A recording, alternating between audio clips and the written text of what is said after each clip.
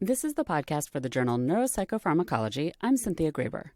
One method of treating post-traumatic stress disorder, or PTSD, involves extinction therapy. But researchers have found that the timing of such therapy is extremely important and that it often doesn't work if the therapy is conducted too soon after the initial trauma. Stress itself may be harming the efficacy of the treatment. So a team of researchers at Texas A&M University conducted research to determine whether there was a way to dampen stress and make extinction therapy more effective by using pharmaceuticals. They conducted a study on rats, in which the rats were exposed to a trauma and then received the FDA-approved drug Prefrontal directly to their brain, to either the prefrontal cortex or the basolateral complex of the amygdala at different times, as both have been implicated in trauma and in response to extinction therapy. Some rats received no drugs. The researchers published the results in a recent issue of the journal Neuropsychopharmacology. Stephen Maren, professor of psychology at Texas A&M University, was the senior author on the paper. Tom Giustino is a graduate student at Texas A&M and is the first author, and he says they were trying to dampen the stress hormone norepinephrine. And the goal here was to see if dampening norepinephrine would produce successful long-term learning. So normally under these circumstances, for example, in the vehicle animals that do not receive drug, you'll see increased freezing response upon test 2 days later in the drug-free state.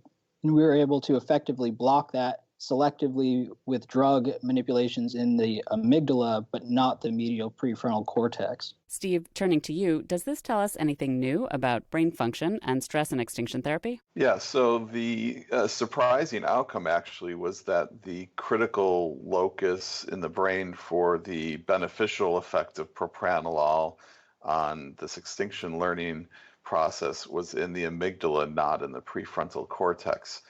We had originally shown in another study that neural activity in the prefrontal cortex was changed by stress, and that prefrontal cortical change was mitigated by the drug treatment, which was a systemic drug treatment in that study. The animals had a full body propranolol manipulation, essentially.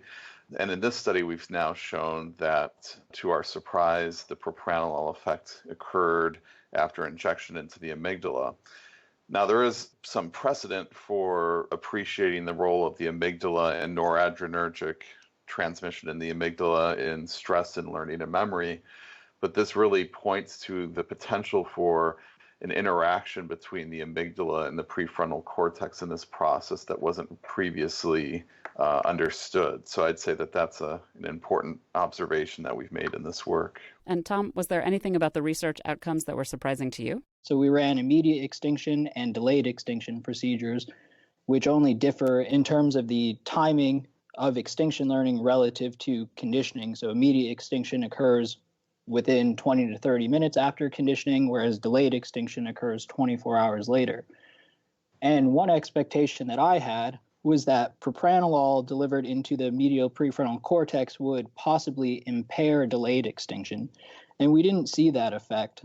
It's possible because here we only tested one concentration of drug. We purposefully chose what we thought were optimized concentrations of drug, but that was something that was a tad surprising to me.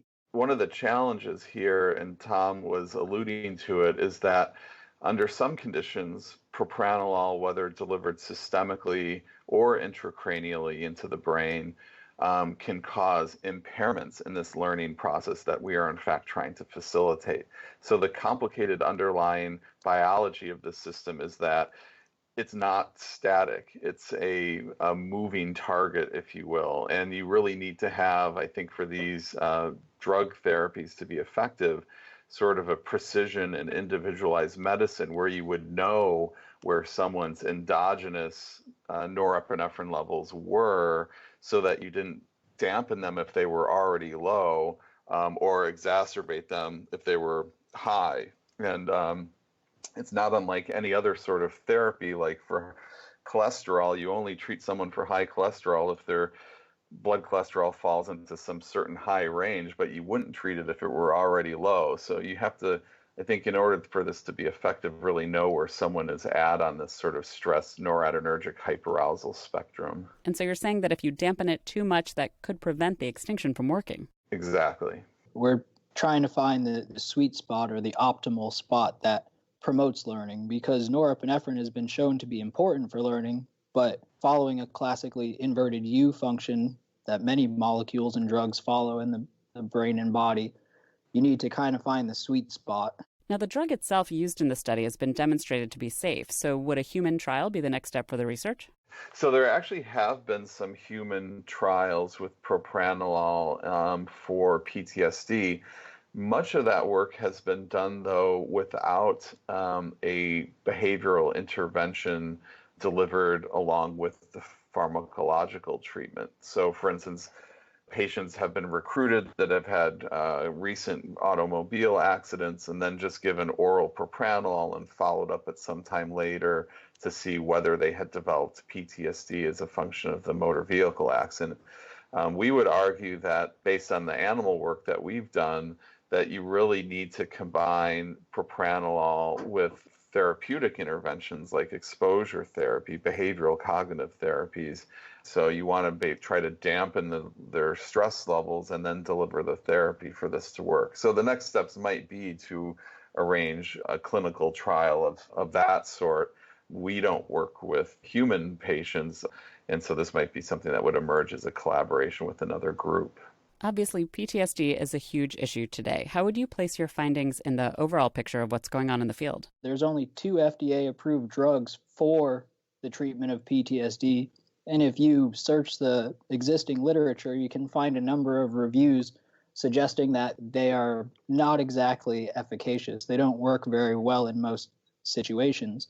So I think this is a really important finding, what we've shown in the lab, in animal models anyways, to show that a FDA-approved drug that is well tolerated and has minimal side effects can possibly go a long way if used correctly. And one factor that we're considering in our work that hasn't been considered in other work that people have done with propranolol is the timing of administration. The success of extinction learning is dependent on its timing relative to trauma. And similarly, the effects of propranolol may be dependent on their timing of administration when paired with therapy. I mean, I think this is really critical work, particularly in a climate where pharmaceutical companies are pulling back on psychiatric drug development in a major way. So many drug companies have entirely closed their psychiatric drug development divisions because the brain is super complicated. So this kind of work actually takes advantage of known effective behavioral therapies, modeling them in animals, and then using empirical work on neurotransmitter systems and drugs that operate on those systems that are already well characterized and compounds that are safe to administer in people to try to optimize the behavioral outcomes following extinction-like therapy. So I think it's a really important area which would be completely ignored by pharmaceutical companies because there's no money to be made in taking existing drugs off the shelf and repurposing them. But in fact, if one could find an effective strategy using this approach, it could really help a lot of people.